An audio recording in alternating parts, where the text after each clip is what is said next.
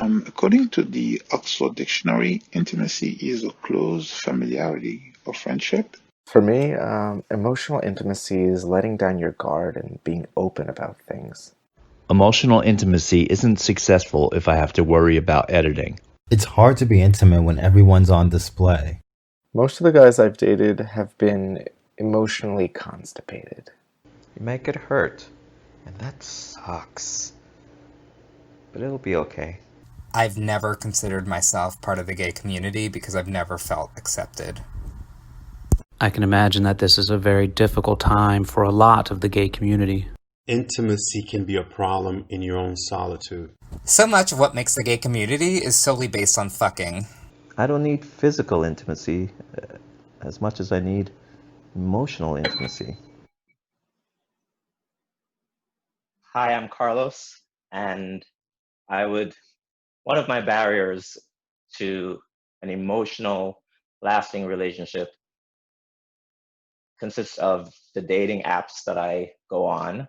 Well, specifically Grindr and that sort of app. So I'd like to delete that because it prohibits me from really trying to find someone and connecting with them personally and emotionally.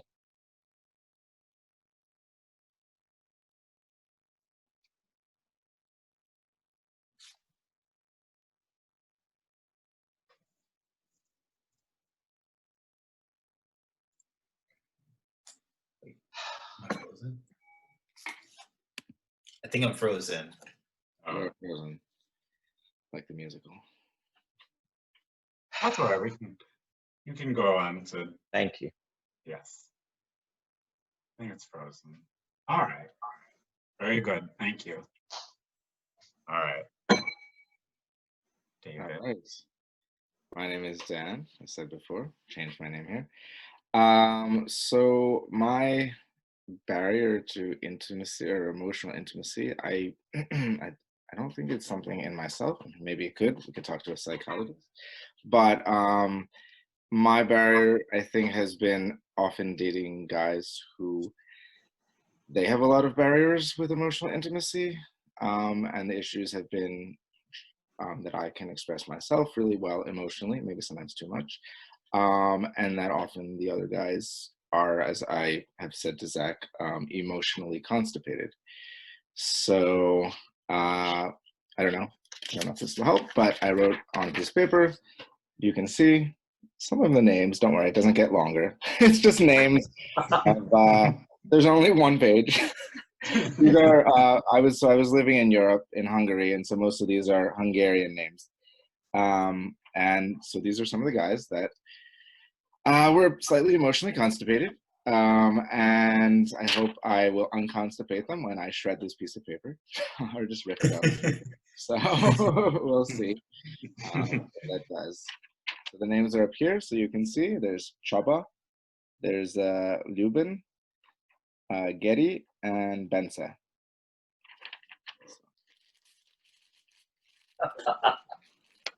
I had like an actual shredder here or something.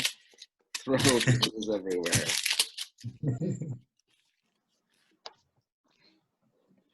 And they're behind me, physically too. So.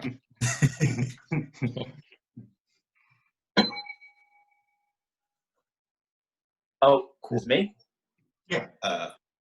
Or David. Oh, David. Go, David. Yeah.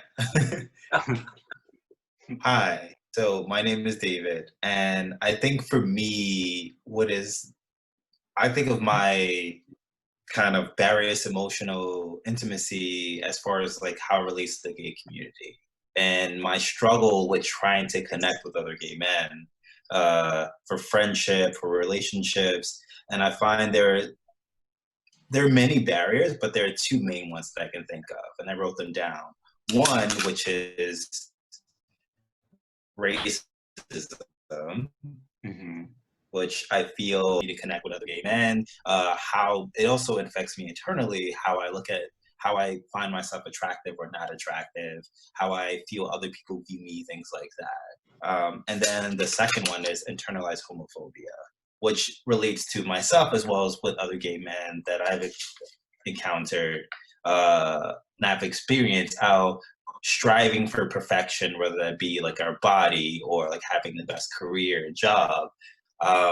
And what that means, that we strive for these things as opposed, we strive for people to validate us externally as opposed to us validating ourselves internally. And that bleeds over into the relationships that we build and how we put up walls for emotional intimacy. That means that we're going to be vulnerable, right? That means that like we're not going to get that external validation. So those are my two barriers. So I'm going to hopefully we start, as I rip these and as we kind of go through this pandemic and things like that, I hope those barriers start to tear down and that we can kind of come together as a community and kind of heal ourselves.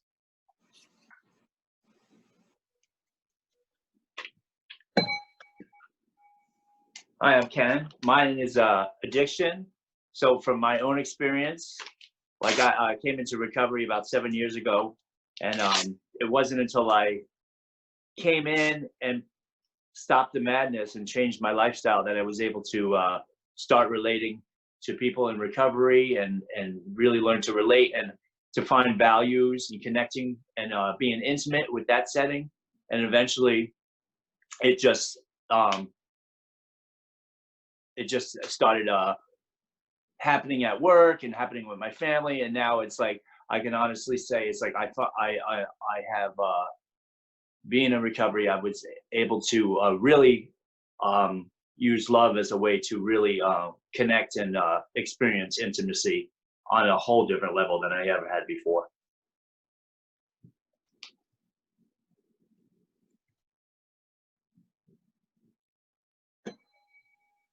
All right, I guess it's me.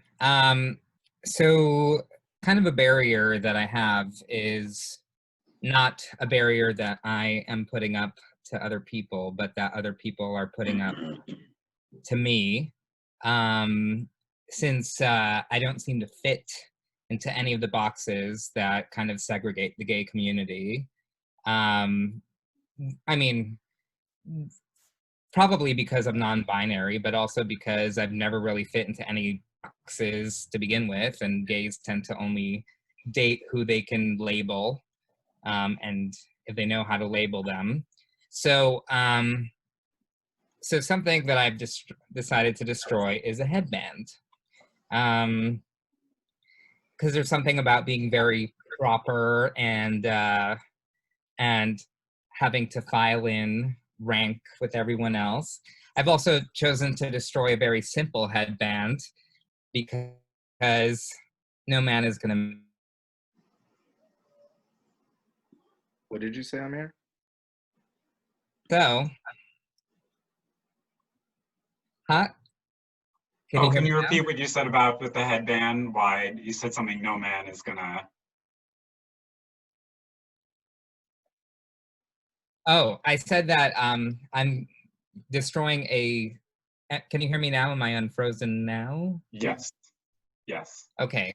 That I'm choosing to destroy a simple headband as opposed to a more elaborate, fantastic headband, because while I will not fit into any of their boxes, I will not destroy any of the ones that I love anymore for them. So it's fighting back. Nope, got it. Yeah.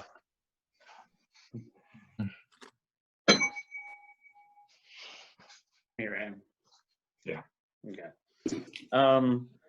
So I wrote down two things, trust and communication.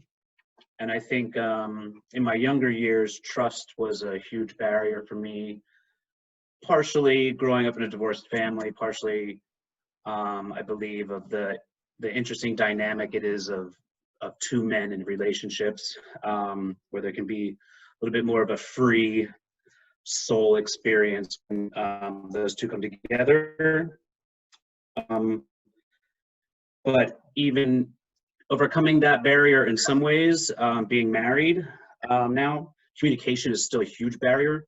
I think that gay relationships, all relationships, still have to hurdle on a daily basis, just really voicing your emotions, everything that is involved to really keep that emotional intimacy alive. So it becomes a barrier with me and my husband on a daily basis. So I think that communication is something that I will always haven't been great at, but I seem to work at daily. So that's why I wrote down trust and communication as barriers. And I would like to try to tear those up. Can I throw them like confetti? Yes, yes.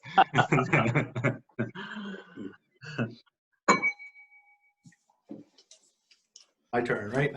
Yes. I chose judgment. I'm older than all of you guys, and so my experience has been different being gay, I think. There's a lot more self-judgment, but I just feel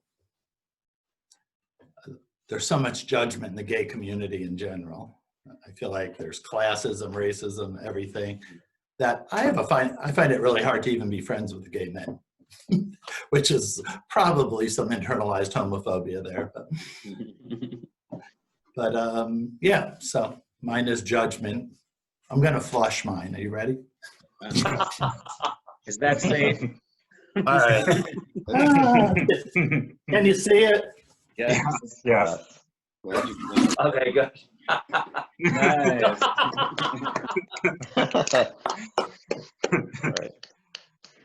Excellent. I can't find you now. Okay. So for mine, and I'm going to switch back to gallery view. For mine, I put self-loathing because I think just based on talking to like gay men in general, but from people that I had interviewed, I think a big part, sort of a big barrier for people in gay relationships and non-gay relationships is sort of the self-loathing and sort of the negative self-talk, right? The negative voices in the head. So on this, I just have a stick figure and then I have kind of negative thoughts sort of surrounding it. Because I think we are sort of subconsciously, you know, people get sort of negative feedback and negative voices, and because of how it manifests itself, I think it can make it hard for certain people to be able to trust someone and to have relationships. So I'm going to destroy mine by lighting it on fire.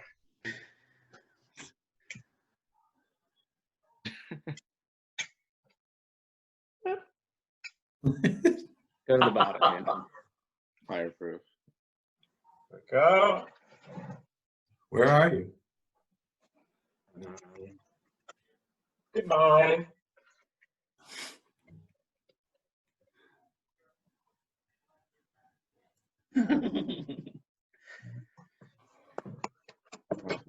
Yes, let's give all of us a big round of applause to each other. Destroying a barrier.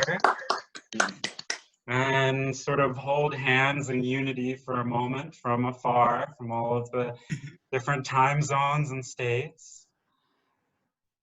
And thank you all so much for being a part of this experience. And hopefully we can continue to destroy or overcome barriers in our own lives and help other people overcome barriers in their lives. So thank you. Okay. All right, I'm gonna